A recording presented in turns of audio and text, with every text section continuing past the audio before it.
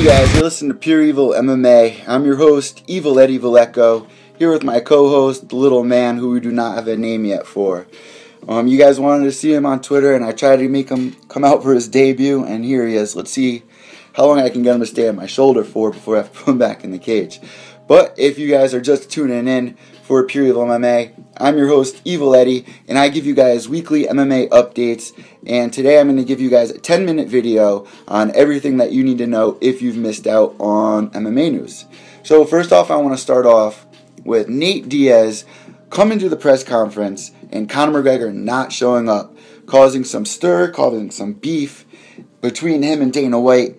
And Conor actually ended up retiring, apparently. He sent out one tweet, everyone lost their minds, saying that he was going to retire. And now we got Nate Diaz on the sideline sitting there saying the only fight that I want is against Conor McGregor. So either make that happen or later, I'm going on a vacation. Either let me in there, whip this dude's ass again, get my paycheck, and get out of here, or I'm going on early vacation now.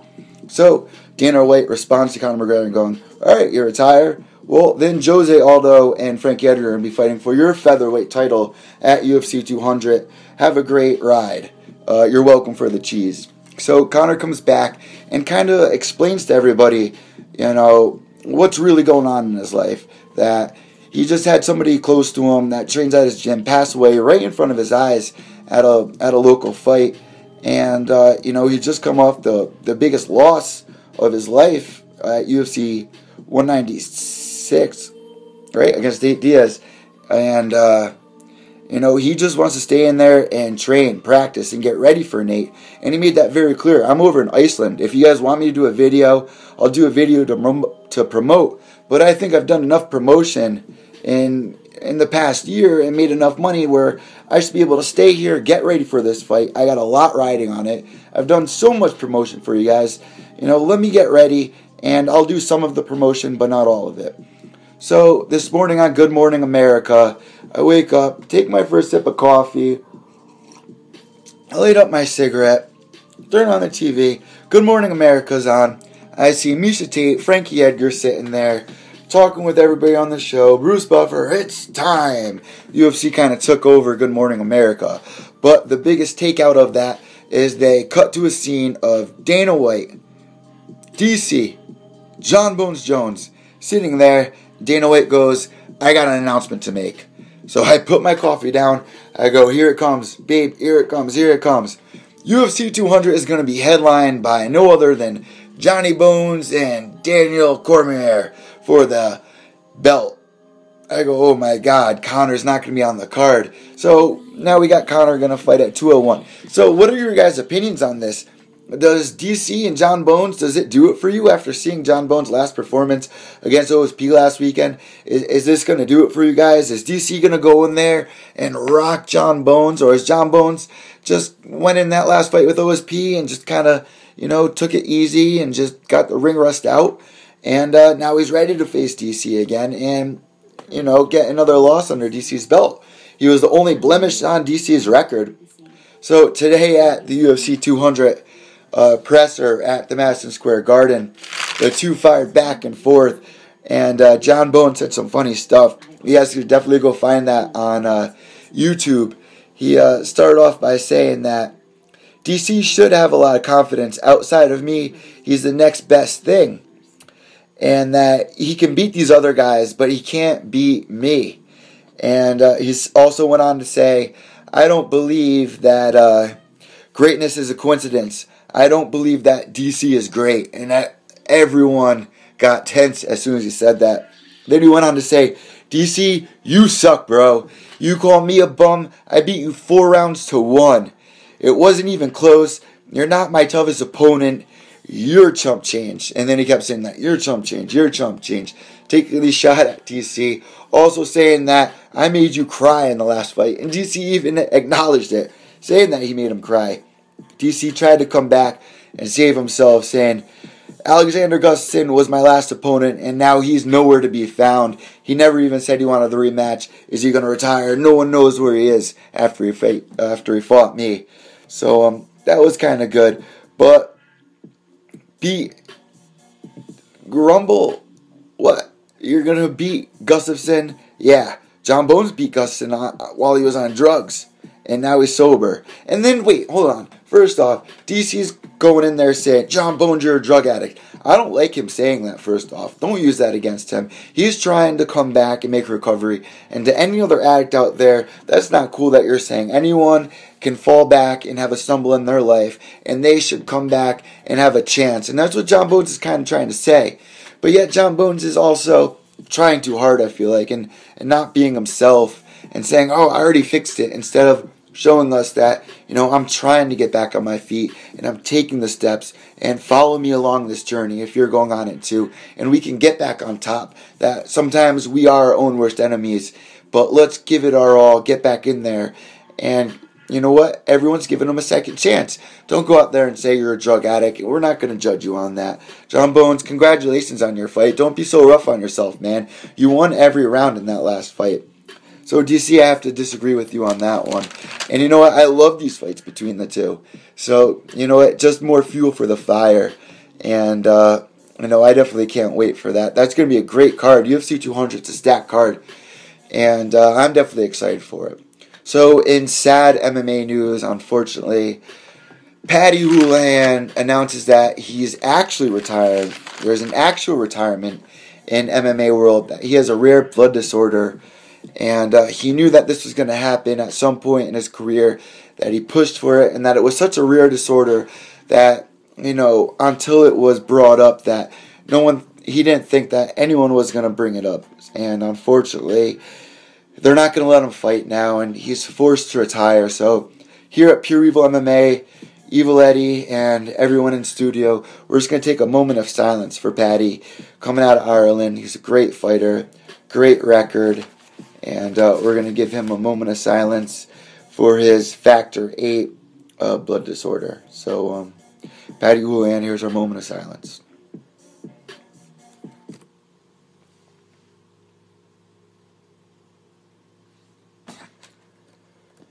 PADDY Houlihan, of course, he was 12-2-1 in his professional career with 8 submissions. Very exciting fighter. He fought under some of Conor McGregor's main events. And we all remember that post-fight presser where Conor McGregor's sitting there drinking that expensive gin next to PADDY after PADDY just fight. And they're both sitting there. They both won. And, they cheers to each other. And that was just a great historical moment in MMA. And PADDY Houlihan, whatever happens to you now, man, we'll never forget those fights that you put up. You're a great fighter. And definitely look forward to seeing what you're going to do next in your MMA teachings. So definitely pass that down, and shout out from PureEVil MMA. Alright, next, Bellator 153. I went to Uncasville, Connecticut to Mohegan Sun this weekend for fight fans. I met Wanderlei Silva. I met the Axeman of Vanderlei. I met Royce Gracie. I got their autographs. And I'm giving Royce's autograph out on the next episode of PureEVil MMA. So look out for the code word on my Twitter page. Fight fans, make sure you follow me on Twitter at Evil Echo. That's EVIL_ECCO. On Twitter. I'm giving away a Royce Gracie autograph. I also give fighters an MMA update every week. So follow PureEVil MMA on YouTube and on Twitter. Stay up to date with everything that's going on. And I was live at Bellator giving fight fans my predictions. I thought that Benson Henderson was going to get the hat trick, win 3 titles in 3 different huge MMA corporations. He would have had a title in the WEC, the UFC, and now in Bellator welterweight. But first he had to get past Andrei Korshkov, and honestly, he bit off more than he can chew. And it was kind of hard to watch. But before that fight happened, it was an amazing night of fights. I got to see MVP Michael Venom Page go in there and absolutely destroy Jeremy Holloway. And as soon as the bell rang, Holloway ran out and MVP dropped him in the first second. I thought it was a flash KO. I thought that MVP was about to walk away. But the two exchanged. Holloway tried to go toe-to-toe. Bad idea. MVP landed huge punches, highlight reel punches, and ended up getting caught in the grapple. And I didn't know what was happening. MVP was getting an up kick, but he was down on the ground grappled, and he ended up getting a toe hold on Jeremy Holloway. And Holloway submits, screams and submits. Venom Page gets up, talks some shit into his face, gets up, does the Venom. I loved it. It was a good way to start off the night. And then after that, we had Cyborg versus the Irish, Connecticut's own Brennan Ward. And unfortunately, Brennan Ward came in the fight, hopes high. He had the fans behind him, and he lost a heel hook in the first minute of the first round. But unfortunately, it happens, and we hope to see from him soon. Unfortunately, he loses his fight at home. So in the next fight, we had Pitbull versus Henry Corrales. Pitbull was champion back in the day, and he's trying to come back and get that title again. And he ended up coming into the fight, getting the takedown. He tried getting some arm triangles down on Corrales, but had no luck. As they stood back up to the feet, it was back and forth, and Pitbull actually got the standing guillotine and submitted him. It was amazing. Go check out those highlights. And after that, we had Benson Henderson walk out. Hopes are high. Everyone raised their feet and hopes to see a historic night of fights. And as they got in there, it just looked like Benson was outsized. He had heart, but he got taken down, dropped. He got down, was doing all this weird shit on the ground. We had no idea what was going on. We were hoping that he was going to come back. We've seen it happen before where he's been out wrestled, but then came back, and it just wasn't happening. He ended up losing first round, second round, third round. He started coming back a little bit. It got a little shaky. We raised back to our feet in excitement, and in the fourth and fifth, he lost every single round. Everyone started leaving, and it was just like, wow, he should not have fought at welterweight. So I'm curious to know what Benson's going to do. You guys should go to ProWrestlingAuthority.com and check out my article. You can see my pictures with the Axe Murderer and Hoist Gracie. And don't forget, I'm giving away an autographed picture of Hoist on the next episode of PureEVil MMA. So make sure you guys go check that out. So, the most important news of the day after the UFC 200 announcements with Jon Bones is going to be tonight's episode of The Ultimate Fighter Season 23. Joanna Jędrzejczyk versus Claudia Gadelha. In this epic rematch, the fighters got to see 16 contestants or something like that come in, fight each other, and then they got to pick their teams. And there was a bunch of really good fights the other night. This is going on every Wednesday on FS1 here in the States. And, follow every week with whose team you're going for. So far, I'm Team Joanna. And, but things can change. I don't know. Claudia, I love her. She has a great personality. Last week, after the episode, they went on Tough Talk, and tension got tight. It was awesome. DC was on the show, and he just sat there and let the girls just go back and forth with one another. Joanna was pretty slick, and at one point in the season we're going to get to, they caught it on film that Joanna and Claudia actually got into a fight, and we might get a chance to see some of it. So, fight fans, make sure you tune in tonight. I'm going to be live tweeting on my Twitter. You can find my Twitter at evil_echo.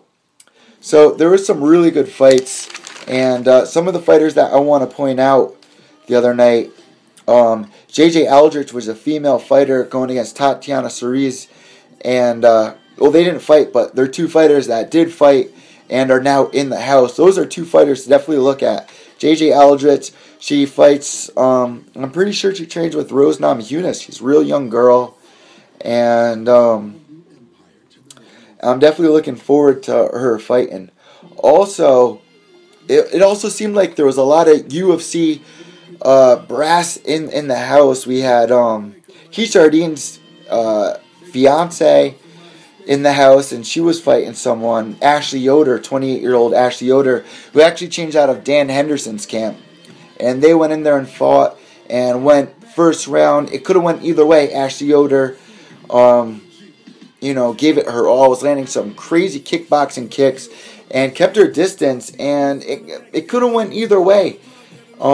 Jody Escobar, who is Keith Jardine's fiance, is a really good striker. She went right in there, punch, landed her great jabs, but Ashley Yoder just kept her at distance, and was giving it her all. I mean, she got to work on her cardio, but she ended up winning in the judge's split decision, I guess. And Dana was like, "Oh my God, really? That's bullshit." But I went back and I watched the fight, and Ashley definitely deserved it. So she's definitely a fighter to watch this season.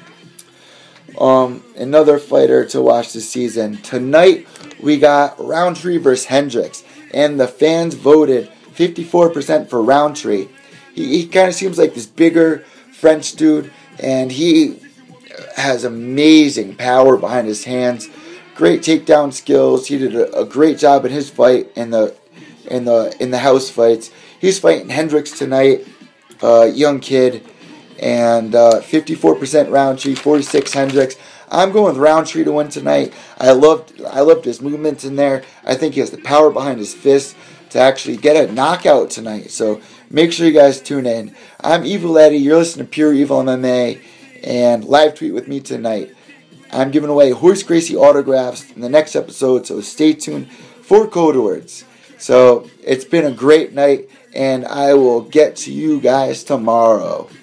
Evil Eddie out. Hey guys, I just want to remind you, go follow me on ProWrestlingAuthority.com for all my articles. I keep all my MMA fans up to date, and I talk on Twitter with everyone. So go follow me at Evil_Echo. That's EVIL_ECCO. Follow me and my boy Ethan from London, England. We both keep MMA fans up to date on all the latest news going around. That's ProWrestlingAuthority.com. Go check it out.